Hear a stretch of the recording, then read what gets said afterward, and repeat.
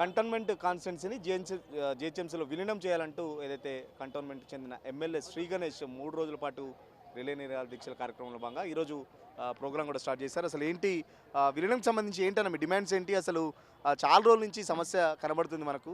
But ఈరోజు మీరు initiate తీసుకొని రిలే నిరాహార దీక్షలు కూడా కూర్చున్నారు. మీరు అధికార పార్టీలో ఉన్నారు. ఒక అధికార పార్టీలో ఉండి కేంద్ర ప్రభుత్వం మీద కూడా మీరు ఫైట్ చేస్తున్న పరిస్థితి ఎట్లా వస్తున్నారు? 6 సంవత్సరాల నుంచి ఓపికతోటి ఉండే ఎప్పుడు రేపో మాపో మెర్జ్ది డిక్లరేషన్ వస్తుంది, మెర్జ్ అవుతుందని 3 రోజుల క్రితం మళ్ళీ నామినేటెడ్ వ్యవస్థని కొనసాగిస్తున్నట్టు ఒక గెజిట్ నోటిఫికేషన్ రిలీజ్ చేసిరు. ఇక వీళ్ళ బుద్ధి మారదు. ఇక మనమే ఏమైనా చేస్తేనే వాళ్ళు మారుతారన్న ఆలోచనతో ఈ యొక్క ప్రక్రియ స్టార్ట్ చేశాం. కంటోన్మెంట్ బోర్డ్ మెర్జర్ మూమెంట్ అని, కార్పొరేషన్ల మెర్జర్ మూమెంట్ అని తీసుకొని అందులో భాగంగా ముఖ్యంగా ఈ రోజు నుంచి పొద్దుటి నుంచి నడుస్తుంది రిలే నిరాహార దీక్ష. ఇదే మాదిరిగా కొనసాగుతుంది. 3 రోజులు వారికి ఆలోచిస్తాం, ఆగుతాం. వారు ఏం స్పందిస్తారా, ఏం చర్యలు తీసుకుంటారా, ఏం ప్రక్రియ మొదలు పెడతారని. వారు యథాస్థితిలో రాచరిక వ్యవస్థని, ఇదే నామినేటెడ్ వ్యవస్థని కొనసాగిస్తాం. ప్రజలు ఏం చేసుకుంటారు, ఎవరు ఏం మమ్మల్ని చేయలేరు అనుకుంటే మాత్రం మేము మా కంటోన్మెంట్ ప్రజలు ఏం చేస్తారు అనేది 3 రోజుల తర్వాత తెలుస్తుంది వారికి. ఇప్పుడు ఇక్కడి నుంచి ఎంపీగా గెలిచినప్పుడు వారి కూడా బాధ్యత, వారి కూడా మాట్లాడాలి. ఈ వ్యవస్థ మంచిది కాదు, ప్రజాస్వామ్యం గెలవాలి, ఎలక్షన్లు పెట్టాలి, ఇది మెరుగు చేయాలని ఆలోచన ఉండాలా. అలాంటిది ఏమీ లేనప్పుడు ఇక శాంతియుతంగా ఫస్ట్ ట్రై చేయాలి. దాని తర్వాత నెక్స్ట్ స్టెప్స్ ఏం చేస్తే మంచిదో అందరితోటి కూర్చొని కార్యాచరణ చేశాం. ఇంకా కూడా బస్తీలు, కాలనీ వాసులు, సంఘాలందరూ ముందుకు వస్తున్నారు. ఎందుకు ఎన్నో సంవత్సరాల నుంచి రాష్ట్రంలోనే ఉన్న, తెలంగాణ రాష్ట్రంలో ఉన్న, హైదరాబాద్లో ఉన్న, రాష్ట్రం అంతటా 7.5% రిజిస్ట్రేషన్ ఫీజు ఉంటే మాకు మాత్రం 11% ఉంది. 3.5% ఎక్కువ.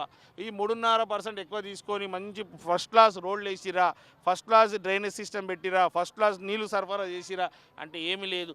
ఇవన్నీ ఈ ట్యాక్సులు ఆ ట్యాక్సులు అన్నీ తీసుకుపోయి ఢిల్లీలో పెట్టి మాకు 1200 కోట్లు బకాయిలు ఉంది. సహజంగా ఇటు రాష్ట్ర ప్రభుత్వంతో పాటు కేంద్ర ప్రభుత్వ నిధులు కూడా చాలా అత్యధికంగా వస్తాయి, కంటోన్మెంట్ చాలా అభివృద్ధి జరుగుతుంది అన్నట్టు బయట కాన్స్టిట్యున్సీలో ప్రచారం ఒకటి ఉంది. నిజంగా మీరు చూస్తేనేమో అసలు బోర్డులో డబ్బులు లేవు, అసలు రోడ్లకు డబ్బులు లేవు అని చెప్పేసి మీరు చెప్తున్నారు. లైవ్లో కంటోన్మెంట్ బోర్డు సీఓ గారితో మాట్లాడండి. వారు ఏమంటారు, ఏదైనా పన్నులు అడిగితే ఆయన ఏమంటాడు, మా దగ్గర నిధులు లేదంటాడు. ఎందుకంటే వాళ్ళకంతా అన్ని కోట్లు బకాయిలు ఉన్నాక ఎక్కడ కడతారు? ప్లస్ ఎక్కడైనా ఏ మున్సిపల్ బాడీకైనా ఆ మున్సిపల్ బాడీ ఏ స్టేట్ గవర్నమెంట్లు ఉంటే, ఏ సెంట్రల్ గవర్నమెంట్ అండర్లు ఉన్నా కూడా వాళ్ళు ప్రత్యేక స్టేక్ ఇస్తారు డెవలప్మెంట్ గురించి. ఇక్కడ ఇవ్వాల్సిన బకాయిలు ఏంది, స్టేక్ ఏమి ఇస్తారు?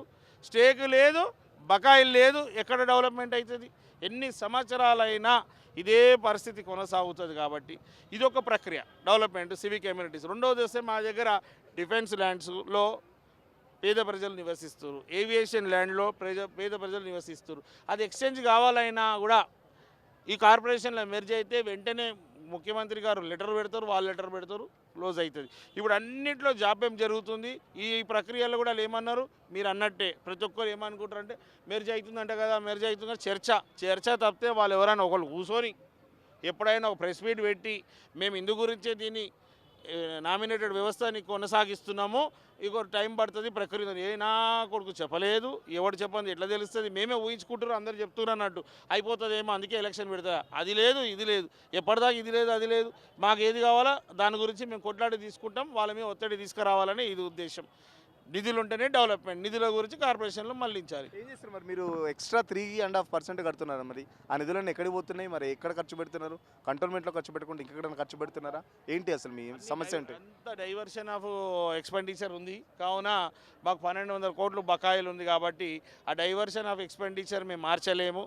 ఎందుకంటే మొత్తం వాళ్ళ అధీనంలో ఉంటుంది, వాళ్ళ సిస్టంలో ఉంటుంది. కాబట్టి ఆ సిస్టాలన్నిటి బ్రేక్ చేసి ప్రజా సిస్టమ్, ప్రజలకు మేలే సిస్టంలో మేము విలీనం అయితేనే బాగుంటుందనేసి దీని గురించి ప్రజలంతా తరలి వచ్చిర్రు, కదిలి వచ్చిర్రు. వారు కూడా ఇది సాధించే వారికి నాతో ఉంటా అంటారు. ఎందుకంటే వాళ్ళే గెలిపించారు. నేను అప్పుడే చెప్పిన మెర్జీ చేపిస్తా అని. మెర్జీ చేసే వారికి మాతోటి ఉంటా అంటారు. ఇది ఇక్కడికి ఆగదు, ఎక్కడెక్కడికో పోతుంది. ఏడదాకా పోతుందో చూడాలి, వారు కదులుతారా లేదా. మా సికింద్రాబాద్ కంటోన్మెంటే కాదు, వీళ్ళు 56 కంటోన్మెంట్కు నోటిఫికేషన్ ఇచ్చారు. 56 కంటోన్మెంట్ బోర్డులలో కూడా ఇలాంటి మార్పు ఊపు వస్తుంది, ఉద్యమాలు వస్తుంది. 56 కంటోన్మెంట్లో కూడా ఇదే పరిస్థితి ఉందా? అక్కడ కూడా ఈ బకాయిల సంబంధించి ఇబ్బంది ఉందా, ఓన్లీ కంటోన్మెంట్కి సంబంధించి ఈ నిధులకు సంబంధించి ఇబ్బంది ఉందా? మరి అన్ని చోట్ల ఇదే పరిస్థితి, అన్ని చోట్ల ఎలక్షన్ పెట్టాలి. సరే నిధులు ఒక పక్కకు పెడితే ఎలక్షన్ అనేది పెట్టాలి కదా. 2020 పెట్టాల్సింది 26 కూడా పెట్టలే కదా. 27 దాకా పెట్టానని నిన్ననే నోటిఫికేషన్ ఇచ్చింది కదా. అంటే ఎలక్షన్ వ్యవస్థ అయితే అవసరమే కదా. స్థానిక సంస్థ ఎలక్షన్లు ఎందుకు పెడతాం? సర్పంచ్ కావచ్చు, కౌన్సిలర్ కావచ్చు, కార్పొరేటర్ కావచ్చు, ఏ ఎలక్షన్ ఎందుకు పెడతాం? ఎలక్షన్లు పెడితే వాళ్ళు అక్కడ ఉన్న వాళ్ళకి, స్థానికులకి ఆ అమ్మ లింగమ్మకి ఏం సమస్య ఉందో, మల్లమ్మకి ఏం సమస్య ఉందో తెలుసుకునే సమస్యలు పరిష్కరిస్తారు. లింగమ్మ సమస్య లేదు, మల్లమ్మ సమస్య బోర్డుల నిధులు లేకుండా వాళ్ళు చేయరు, ఇక్కడ ఎలక్టెడ్ రిప్రజెంటేటివ్ లేకుండా ఎవరు పట్టించుకోరు. ఎట్లా ఇది వ్యవస్థ? ఇప్పుడు ఎమ్మెల్యే అయినాక నాకు పూర్తిగా అర్థమైంది, ఏదో ఒకటి చేస్తేనే మా బతుకులు, మా ప్రజల బతుకులు బాగుపడుతుంది. అందుగురించి ప్రజల గురించి ఈరోజు నేను ముందుకు వచ్చి ఈ దీక్షలో కూర్చున్నా. ఇది ఇక్కడికి ఆగదు, ఏమైనా కానీ విలీనం కావాల్సిందే. విలీనం గురించి ముఖ్యమంత్రి గారు ఉన్నారు, మా ఎంపీలు ఉన్నారు, అవసరమైతే రాహుల్ గాంధీ గారు కూడా ఉన్నారు. కాబట్టి దేశమంతా ఇది నడుస్తుంది. కాబట్టి ఖచ్చితంగా ఇప్పుడే సమయం. ఈ కార్పొరేషన్తో పాటు ఇది పెట్టాలని డిమాండ్ చేస్తేనే అవుతుంది, లేకుంటే మళ్ళీ చేస్తున్నా అని ప్రక్రియ మొదలుపెట్టి, ఇది డిఫెన్స్ ఎస్టేట్లో ఉంది, సెక్రటరీ దగ్గర ఉంది, వాళ్ళ దగ్గర ఉంది, వీళ్ళ దగ్గర ఉంది. దీనికి 5 మెయిన్ కమిటీ, 6 మెయిన్ కమిటీ, కమిటీలు పెట్టుకొని కాలయాపన తప్పితే కమిటీలతో ఒరిగింది ఏం లేదు, జరిగింది ఏం లేదు. మా ప్రాంత ప్రజలు ఏమైనా జరిగిందంటే నష్టమే జరిగింది. వాళ్ళు కూడా అభివృద్ధి బాటలో నడవాలి. సమస్యలు పరిష్కారం కావాలంటే విలీనం ద్వారా అన్నీ ఈజీ అవుతుంది. కాబట్టి దానికే మా ఫైట్.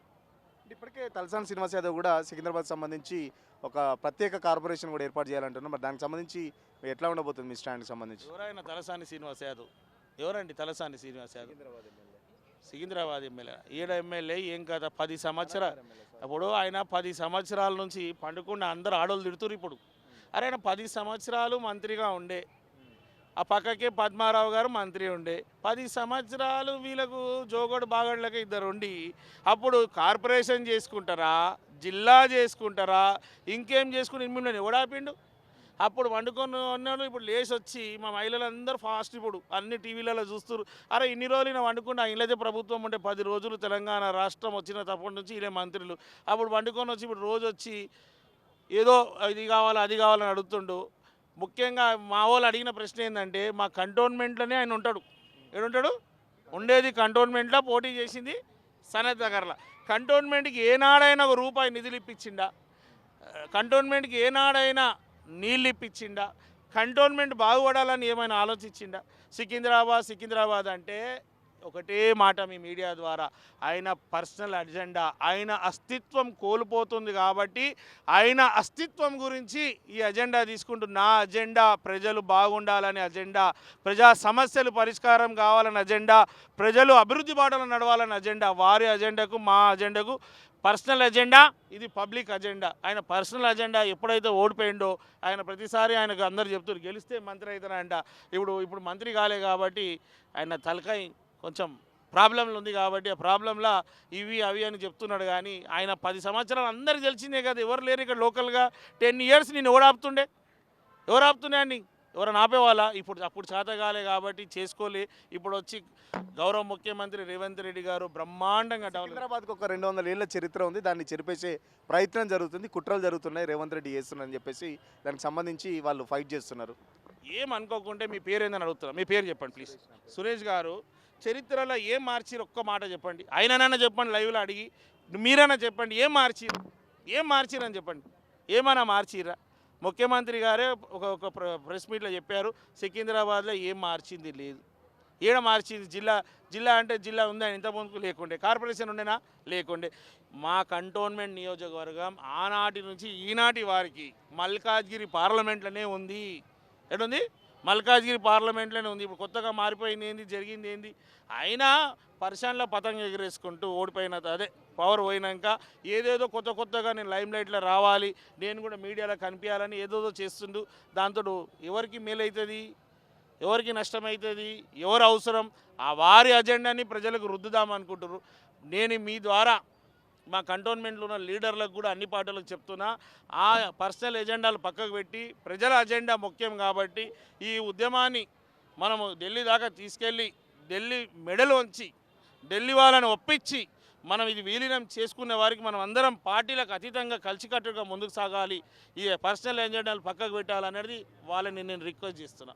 మీరు ఫస్ట్ టైం ఎమ్మెల్యేగా గెలిచారు, ఇక్కడ ఎంపీ కూడా ఈటెల రాజేందర్ ఫస్ట్ టైం ఎంపీగా గెలిచారు. మరి ఎంపీ గారు మీకు ఏమైనా సహకరిస్తున్నారా? మీ డిమాండ్కి సంబంధించి ఏమైనా మాట్లాడే ప్రయత్నం చేసిర్రా? ఎట్లా ఉంది బీజేపీ సైడ్ నుంచి ఈటల రాజేందర్ నుంచి ఎలాంటి సపోర్ట్ ఉంది మరి మీకు? 3 రోజుల నుంచి ఈటెల రాజేందర్ గారిని వెతుకుతున్నాం, మాకు దొరకలేడు. మీకు ఏదైనా కనిపిస్తే మాకు చెప్పండి. ఆయన నోటిఫికేషన్ వచ్చినప్పటి నుంచి మా ప్రజలందరూ పరిశానలు ఉన్నారు. అరే మళ్ళీ నోటిఫికేషన్ తెచ్చిండు, మళ్ళీ గల్లీ సమస్య ఏంది, మళ్ళీ బస్తీ సమస్య, ఎవరు మాట్లాడతారు, ఎవరు పట్టించుకుంటారని. ఆయనకు ఉండాలి కదా ఇక్కడ ఎంపీగా ఉన్నప్పుడు. అరే మళ్ళీ ఈ నోటిఫికేషన్ వచ్చిందంటే 1 ఇయర్ ప్రక్రియ, అంటే మళ్ళీ 1 ఇయర్ పోయినాక 1 ఇయర్కి ఎండ్ అవుతుందని గ్యారంటీ కూడా పోతూనే ఉంటుంది. బాధ్యతగా as a MLA of this constituency నేను ఎట్లయితే ఇమీడియట్గా నేను యాక్షన్ ప్లాన్లో దిగాను, బాధ్యతగా రాకముందుకు జాగ్రత్త పడి వచ్చినాక దాని గురించి ఆయన పోరాడి ఆపి ఎలక్షన్ వ్యవస్థనో మెర్జర్ వ్యవస్థను ఏదో చేసేది ఏం చేయక గాయపైపోయింది ఆయన. అది పద్ధతి కాదు కదా. అంతకుముందుకు అన్న చాలాసార్లు చెప్పిన ఆయన ఏమని, నేను ఫైటర్ని, నేను అపారమైన అనుభవం ఉంది, ఎన్నో సంవత్సరాల నుంచి రాజకీయ జీవితంలో నా జీవితం అంతా ప్రజలకు అంకితం. ఏ ప్రజలకు అంకితమో వారు చెప్పాలి. మా కంటోన్మెంట్ ప్రజలు తప్పితే అందరికి అంకితమా, మాకు కూడా అంకితమా కాదా? మా ఎంపీ అన్నప్పుడు 7 కాన్స్టిట్యున్సీలకు ఎంపీ, 6 కాన్స్టిట్యున్సీలకే ఎంపీ అని వారు చెప్పాలి. 7 కాన్స్టిట్యున్సీలు అంటే రేపటి నుంచి ఇమీడియట్గా ఢిల్లీకి పోతాడా, ఎవరితో మాట్లాడతాడా, దీన్ని ఆపే విధంగా మళ్ళీ ఇది కార్పొరేషన్లో జాయిన్ అయ్యే విధంగా ఏమైనా చర్యలు చేయబట్టాలని మీ ద్వారా వారిని కోరుతున్నాను. ఎందుకంటే ఆయన రాజకీయంగా చనిపోయిండు హుజరాబాద్లో ఓడిపోయాక. మల్కాజ్గిరి ప్రజలు పార్లమెంట్లో ఆయనకు అవకాశం ఇస్తే రాజకీయంగా పునర్జీవనం ఇచ్చారు. పునర్జీవనం ఇచ్చినప్పుడు వారు కృతజ్ఞతగా వీరు బాగోగులు చూసుకోవాల్సిన పోయి ఆయన స్వలాభం గురించి తిరుగుతుంది కాబట్టి అది మంచి పద్ధతి కాదని నేను కొత్త ఎమ్మెల్యే వారిని రిక్వెస్ట్ చేస్తున్నా.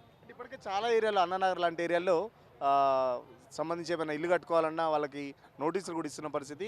కొంతమందికి కొన్ని ఏరియాలకు నోటీసులు కూడా ఇచ్చారు ఇల్లు కూల్చివేతలకు సంబంధించి. మీరు కూడా అప్పుడు ఫైట్ చేశారు. సో ఇట్లనే ఉండబోతుందా, ఎట్లా ఉంటుంది ఇటువంటి సిచ్యువేషన్ సంబంధించి?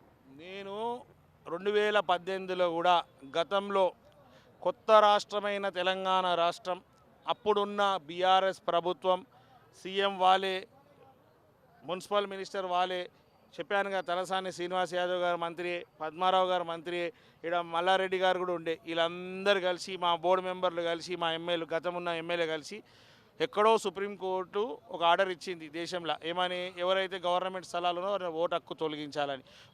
వీళ్ళ ఓటు హక్కు తొలగించడానికి ఇక్కడ మా దగ్గర ఏవియేషన్ ల్యాండ్లో, డిఫెన్స్ ల్యాండ్లో ఉన్న వాళ్ళది ఇమీడియట్గా ఓటు హక్కు తొలగించారు.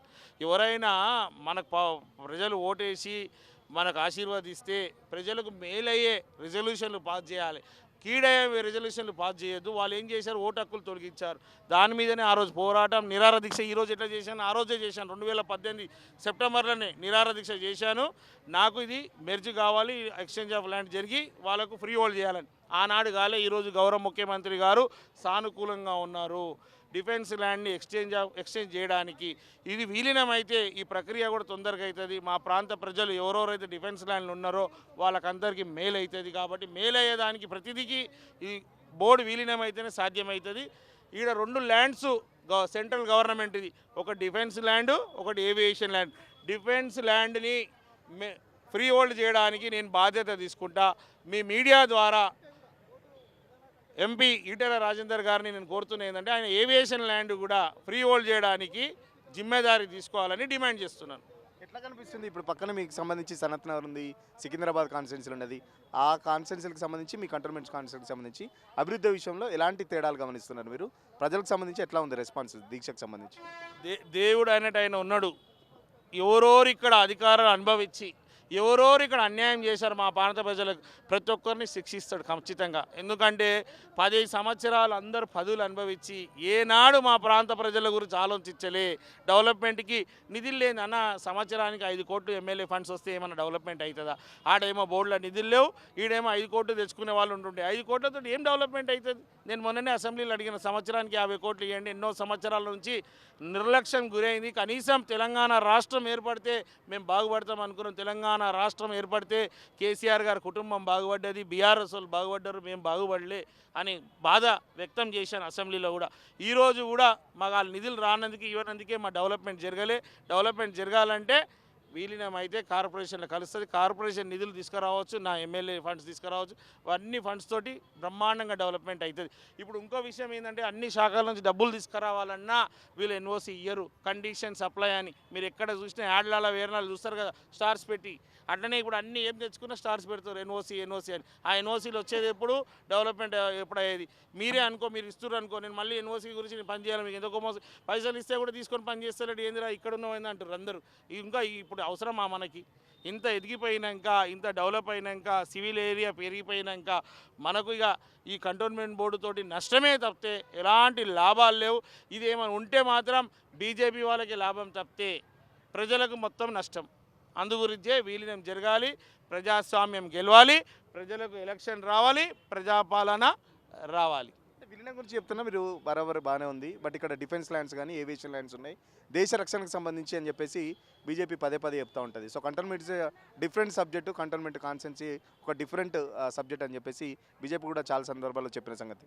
చాలా మందికి అవగాహన లేకుండా, అవగాహన లేని వ్యక్తులు అలా మాట్లాడతారు. ఇక్కడ విషయం ఏంది, cantonment board is municipal body. ఏంది ఏ విధంగా అయితే మనం అవుట్ ఆఫ్ కంటోన్మెంట్ బోర్డు ఉంటే మున్సిపల్ ఆఫీసులు ఎట్లుంటాయో ఇది కూడా ఒక మున్సిపల్ ఆఫీసే. ఆ మున్సిపల్ ఆఫీస్లో లిమిట్స్ ఉంటే రెసిడెంట్స్ ఉంటారు, వాళ్ళే విలీనం అవుతారు, ఆ ఏరియానే విలీనం అవుతుంది. డిఫెన్స్ విలీనం కాదు, డిఫెన్స్ వేరే ఎవ్వరు కూడా విలీనం కాదు. ఉట్టి పాలన పరంగా కార్పొరేషన్కి మారుతుంది. టౌన్ ప్లానింగ్, ఇంజనీరింగ్, ఈ సివిక్ బాడీస్కి సివిక్ కమ్యూనిటీస్ కావాల్సింది వాళ్ళు ఏర్పాటు చేస్తారు. మిగతా దేనికి సంబంధం లేదు. యథావిధంగా ఉంటే చాలా చిన్న విషయం. అంత పెద్ద రాష్ట్రాన్నే విభజిస్తున్నప్పుడు, రాష్ట్రాన్నే ఇస్తున్నప్పుడు సోనియా గాంధీ గారు ఇచ్చారు. ఒక బోర్డుని ఇవ్వడంలో మోదీ గారికి చైతలేదు, బీజేపీ వాళ్ళకి అయితలేదు. ఎన్ని రోజులు ప్రక్రియ పెట్టి మాయమాటలు చెప్పి మభ్య చేసి మమ్మల్ని ఇబ్బంది పెట్టడం తప్పితే రాష్ట్రమే ఇచ్చినప్పుడు ఈ బోర్డు ఎంత అండి? 4.5 లక్షల మంది, అది వెంటనే ఇచ్చేసి 4.5 లక్షల మంది సంతోషంగా చెప్పండి. 3 రోజులు దీక్షల తర్వాత కూడా ఈటల రాజేందర్ కానీ బీజేపీ సెంట్రల్ గవర్నమెంట్ స్పందించబోతే భవిష్యత్తు మీ యాక్షన్ ప్లాన్ ఏ విధంగా ఉండబోతుంది? ఇప్పుడే చెప్తే బాగుండదు. మేమంతా కూర్చొని వాళ్ళందరినీ భాగస్వామ్యం చేసి 3 రోజుల తర్వాత కార్యాచరణ చెప్తామని మొదటి నుంచి చెప్పుకొని వస్తున్నాను. ముందుగా అయితే ఈటల రాజేందర్ గారి ఇంటికి అయితే వెళ్ళాల్సి వస్తుంది. ఎందుకంటే ఆయన బాధ్యత మర్చింది కాబట్టి ఆయన బాధ్యత గుర్తు చేయాలి.